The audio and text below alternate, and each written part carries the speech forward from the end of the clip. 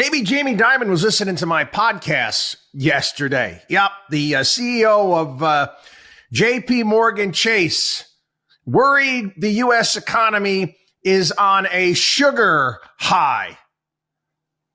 No kidding.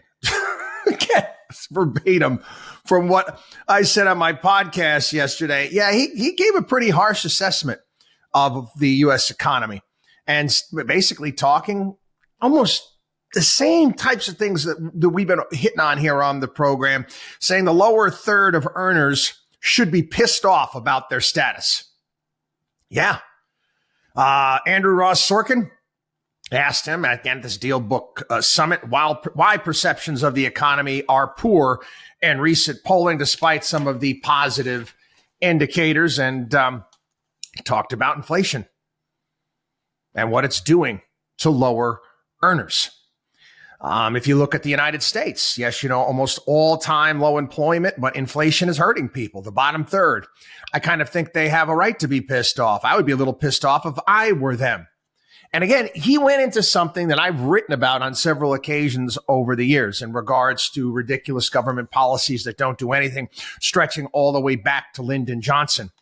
And I quote, "We've been talking about trying to help those lower income citizens now since Lyndon Johnson. And it's almost still where it was before. I think we've made a lot of mistakes." There's Dimon's master of the obvious statement there, but again, it's true. And he's talking about how the country has done a terrible job of taking care of the bottom 30% of earners.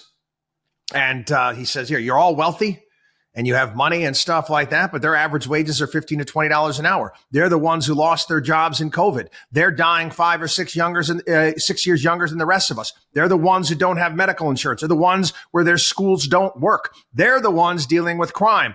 What the hell have we done as a nation? And he talked about, again, sugar high. He called it drugs as well yesterday. He said, talking about all of the COVID stimulus. So the economy's had a little bit of drugs injected directly into the system, basically going after Trump and Biden. And he was very cautious. Don't be too optimistic about the economy.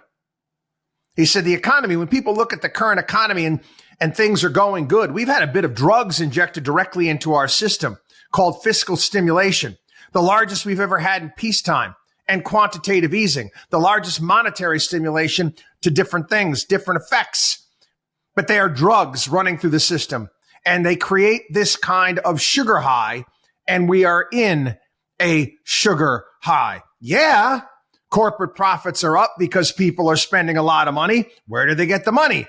The government gave it to them. Well, of course, profits are up. So I'm quite cautious about the economy. I'd be a little careful about that just because it feels pretty good today. Again, Jamie Dimon, basically a watchdog on Wall Street, Markowski Investments echo chamber. He's not wrong.